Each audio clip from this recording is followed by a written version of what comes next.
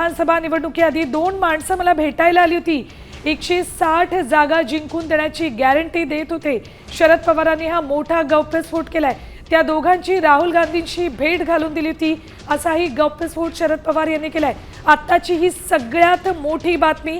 सर्वात आधी साम टीव्हीवर 2 माणसं विधानसभा निवडणुकीआधी भेटायला आली होती आणि 160 जागा जिंकून देण्याची गॅरंटी देत होते, असं शरद पवारांनी गौप्यस्फोट केलेला आहे. या माणसांची आपण राहुल गांधींशी भेट घालून दिली होती, असंही ते म्हणतात. तर संजय शिरसाट यांची प्रतिक्रिया आली, काय म्हणतात ते बघूया.